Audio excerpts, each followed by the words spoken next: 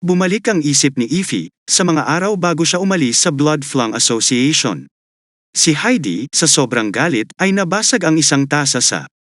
Nagalit siya dahil maraming mangkukulam ang handang sumunod sa mga utos ni Tilly. Nagdilim ang ekspresyon ni Heidi nang marinig niya na sinabi ni Tilly na ang Panginoon ng kanlurang teritoryo ay naniniwala na ang mga hindi nakikipaglaban na mangkukulam ay pantay.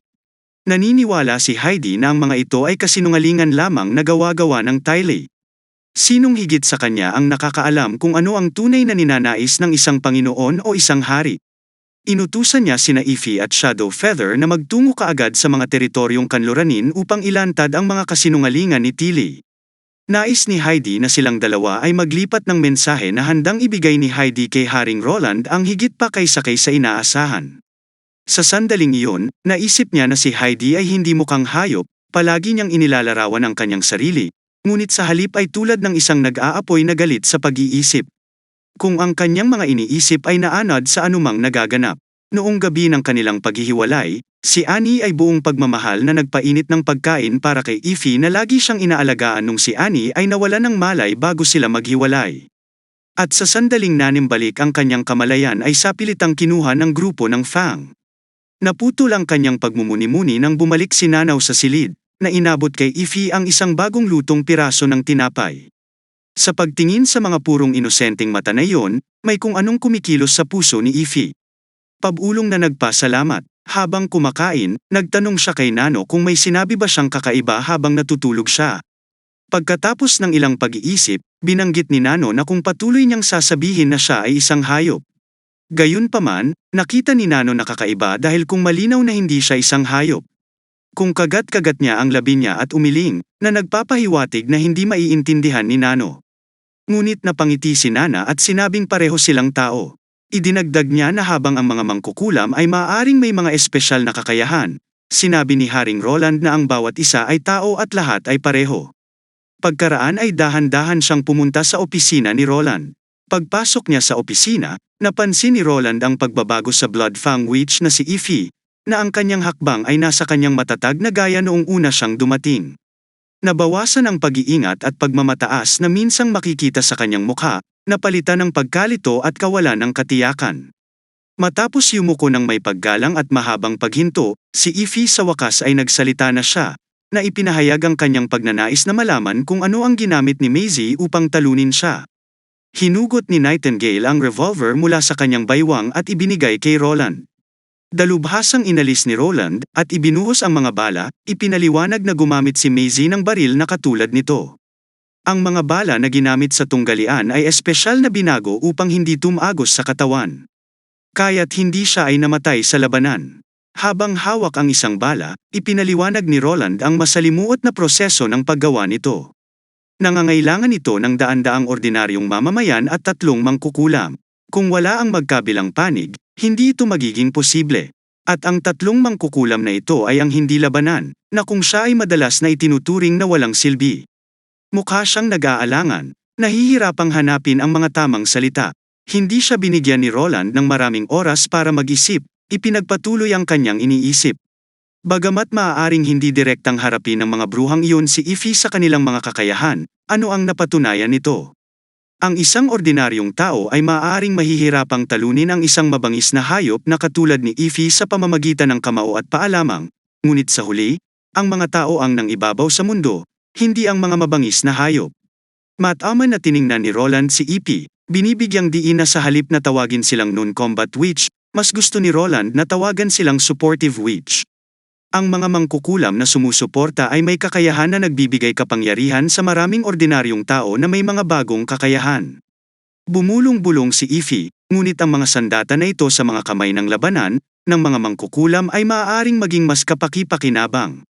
Umiling si Roland, iginiit na ang pagkakaiba ay hindi sapat upang matukoy ang kahihinatnan ng isang digmaan. Sa pag-aakalang kung siya ay laban sa 10 ordinaryong sundalo na armado ng parehong sandata, gaanong labanan? Papaano mapagtatagumpayan ni Ify yun? Maaaring gumawa si Roland ng maraming ganoong armas araw-araw. Ngunit gaano karaming mga mangkukulam ang narito? Bukod dito, hindi sapat ang pagkakaroon lamang ng mga armas. Upang mapanatili ang kanilang operasyon, Kinakailangan ang isang napakalaking pangkat ng produksyon at logistic at ang papel ng mga mangkukulam na sumusuporta dito ay hindi mapapalitan.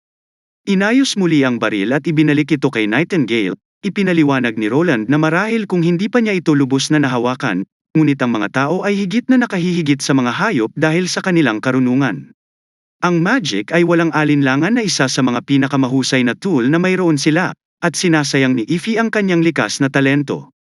Naghahanap para sa isang tiyak na tugon at may mga saloobin ni Annie sa kanyang isip, kung siya ay nag-aalangan na magtanong, maaari ba talagang gumawa ng isang kakaibang pagsuporta sa mga mangkukulam? Tumayo si Roland mula sa kanyang kinauupuan at tiniyak kay Ify na ang bawat bagay ay may natatanging kakayahan at kapag ginamit, wastong makakalikha ng mga hindi pa nagagawang himala. Nakangiti niyang sinabi sa kanya na ang unang reserve team ng Army ay magsasagawa ng live ammunition training ngayong hapon at inimbitahan sina Ify at Shadow Feather na dumalo. Iniisip ni Ify kung ano ang hitsura ng tunay na kapangyarihan. Habang papalapit siya sa pinto, lumingon siya sa isang naguguluhan, nakakatakot, na nagpapaalala sa kanyang mga panahon na nagbago na. Pagkatapos ng isang abalang araw, bumalik si Agatha sa kastilyo upang makitang ang langit ay naging dapit hapon na. Sa pagbukas ng pinto sa kanyang tirahan, nagulat siya nang makitang naghihintay si Wendy sa kanya sa sala. Talagang nag-aalala ang tono ni Wendy. Nais niyang bumalik si Agatha ng mas maaga, at least maabutab ang lahat na magkasalo-salo ng hapunan sa main hall.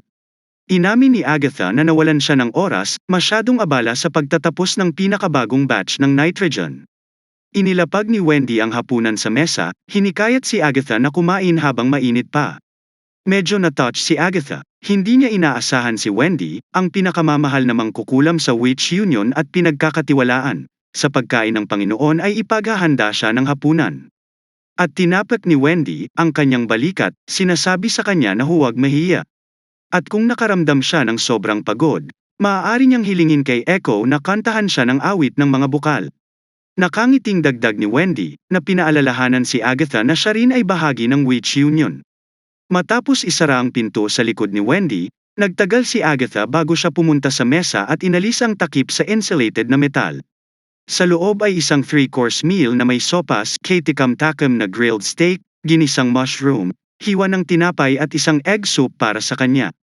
Sa kanyang pagtataka, mayroon ding isang maliit na plato na nakalagay sa isang sulok ng kahon, kalahating puno ng puleth. Hindi niya maiwasang magdiwang. Hindi makapaniwala si Agatha na naalala na ni Wendy ang kanyang pagkahilig sa mga matatamis na bagay. Sa pag-iisip pabalik sa dekada na ginugol niya sa pakikipaglaban sa mga demonyo sa Kara, ang pagkain ay naging kapos.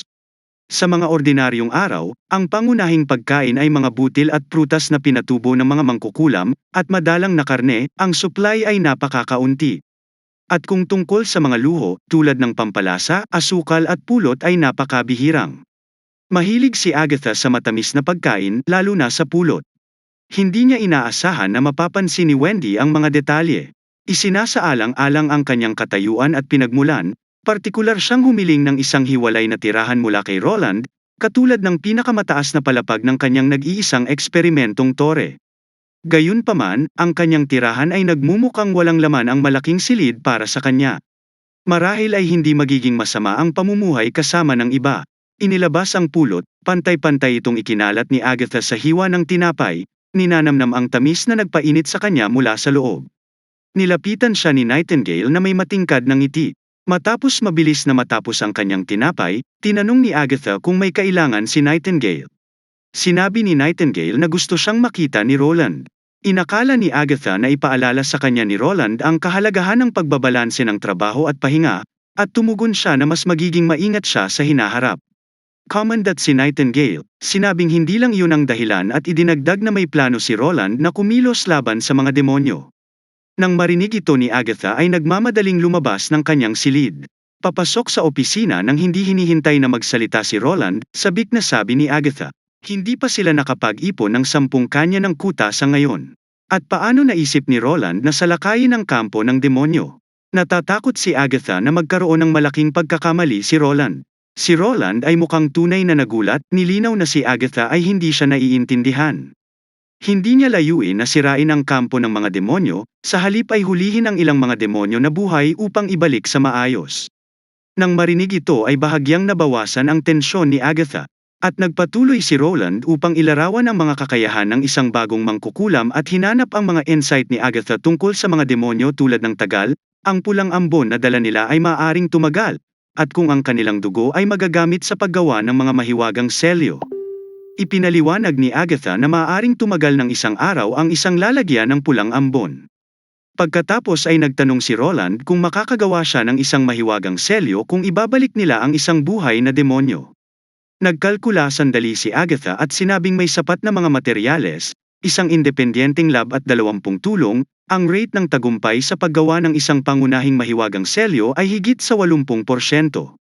Pagkatapos ay binigyang diin niya ang kahalagahan ng pagkakaroon ng parehong sarili at si Anna sa panahon ng paghuli ng demonyo. Itinuro ni Agatha na ang Witch Union ay may ilang mga evolved na mangkukulam na ang pinagsamang lakas sa mga baril ay magiging matibay. Maaari nilang protektahan ang kanilang sarili kahit na laban sa pinakamakapangyarihang mga demonyo. Bukod dito, maaaring i-activate ni Anna ang Divine Seal ng 2 beses. Tumango si Roland nang may pasasalamat, nagpasalamat sa kanyang mungkahi. Yumuko siya at mariing sinabi, ang pagkatalo sa mga demonyo ang kanyang panghabang buhay na hangarin. Umaasa siyang hindi siya bibiguin ni Roland. Nang aalis na si Agatha, pinigilan siya ni Roland nang may mausisang tanong tungkol sa kanyang malakas na unang reaksyon sa ideya ng pag-atake sa kampo ng mga demonyo. Ipinaalala ni Roland kay Agatha ang unang pagkikita nila. Si Agatha ay minsan hindi lamang nagtataguyod ng isang agresibong opensiba laban sa mga demonyo, maging sa punto ng pagkuha ng mga posibleng kaguluhan na hayop mula sa kanilang kampo sa anumang halaga. Pag-flush ng malalim na lilim ng pula, bahagyang nagulat si Agatha. Hindi niya masyadong maamin na ang kanyang dating tindig ay ginawa sa isang akma ng rurok. Naisip niya minsan na walang kakayahan si Roland na palayasin ang mga demonyo o makatutuhanang pagtatasa ng kanyang lakas. Ang kanyang pananaw ay nagbago nang maglaon sa pagpapabuti ng sitwasyon sa teritoryo, na naniniwala na sa paglipas ng panahon, ang kapangyarihan ng sangkatauhan ay lalago ng gusto.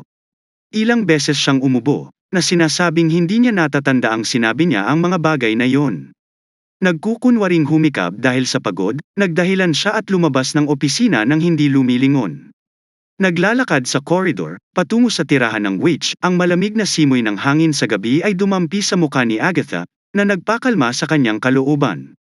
At nakatitig sa mabituing kalangitan, biglang umalingaw-ngaw sa kanyang isipan ang sinabi ni Wendy, na si Roland, balang araw ay magiging hari ng Grey Castle at haantong tayo sa tagumpay laban sa sinumang kalaban. Iyan na rin ang pinaniniwalaan ni Agatha, at gayon din ang bawat isa sa mangkukulam. Nang makita ang hindi natitinag na pananalig ni Wendy noon, magkahalong inggit at lungkot ang naramdaman ni Agatha. Naiinggit siya sa mga ito dahil hindi pa sila nadudurog sa malupit na mga katotohanan at nalungkot dahil ang pagtitiwala ay maaaring tulay at puwang sa kapangyarihan. Ngunit ngayon ay nagsimula na rin siyang maniwala. Kahit na si Roland ay isang mortal na hari lamang, siya ay talagang karapat-dapat na pagkatiwalaan. Nang makabalik si Ify sa kanyang kwarto at umupo sa kanyang kama, umalingaw-ngaw sa kanyang isipan ang mga larawan ng umaalingaw-ngaw na baril. Daan-daang tao ang nakahanay ng maayos, hinayla ang gatilyo sa mga target sa unahan. Bukod sa makapal na puting usok, wala siyang makita. Kahit na maramdaman niya ang mga bala gamit ang mahika, hinding-hindi siya magiging mabilis para matrap ang mga bala gamit ang kanyang hawla. Hindi nagsinungaling ang kanyang kamahalan. Ang lakas ng mga bala ng metal ay higit na nalampasan ang mga espesyal na bala na ginamit ni Maisie noong duel. Ang mga target na gawa sa kahoy na 100 hakbang ang layo ay puno ng mga butas. At ang sandata na tinatawag na canyon ay mas nakakatakot. Bukod dito, ito ang mga pinakalumang modelo ng field gun. Sinabi ng unang sundalo ng army na ang kanilang 152mm Fortress cannon ay mas malakas. Iniisip ang tungkol sa mga armas na ito. Ang lahat ay nauwi sa isang pag-iisip na niloko sila ni Heidi Morgan. Ang mga mangkukulam sa labanan ay hindi magagapi, gaya ng sinabi niya dati. Shock din si Shadow Feather dahil mukhang komplikado dahil sa pag-alog sa live ammunition training. Tumingin siya kay Ify, nagtatanong kung ano ang susunod nilang gagawin. Kung umiling siya, hindi niya alam ang sagot. Ano man ang intensyon noon ni Heidi, ngayon ay tila walang kabuluhan dahil kung alam niya na ang asosasyon ng Blood Fang ay hindi kailanman maaaring mag-alok ng nais ng kanyang kamahalan. Ang maraming sumusuporta sa mga mangkukulam sa ilalim ni Tilly ay malinaw na mas mahalaga kaysa sa mga pangil ng dugo na nakikipaglaban sa mga mangkukulam. Sa pag-iisip tungkol sa kanyang mga karanasan sa mga nakaraang taon, napagtanto niya na ang dati niyang pinahahalagahan na mga kakayahan at kapangyarihan ay naging isang biro lamang. Maliban kay Annie, walang ibang dapat tandaan. Pagkaraan ng mahabang panahon, sa wakas ay tumingala siya kay Shadow Feather, na nagsasabing ayaw na niyang bumalik sa Bloodline Association. Ganoon din ang naramdaman ni Shadow Feather, at napatingin sa namumulang mga mata ni Ify. Kung sinubukan niyang panasan ang kanyang mga luha, ngunit patuloy itong umaagos. Noon lang niya nalisahan ang alat sa gilid ng bibig, itinaas ang kamay para hawakan ang basang pisngi. Napagtanto niyang matagal na siyang hindi umiiyak. Laging sinasabi sa kanya na ang mga totoong hayop ay hindi umiiyak. Kung alam lang ni Ify ang kahihinatnan mula sa simula pa lang, noong makatagpo nila ni Annie ang Witches Union sa border town. Ang lahat ay pala ay magiging lubhang kakaiba. Umaasa si Ify na mapapatawad siya ni Annie. Kinabukasan, pumunta ang dalawa sa opisina ni Roland. Ang dalawa ay wala na sa dati nilang pag-iingat.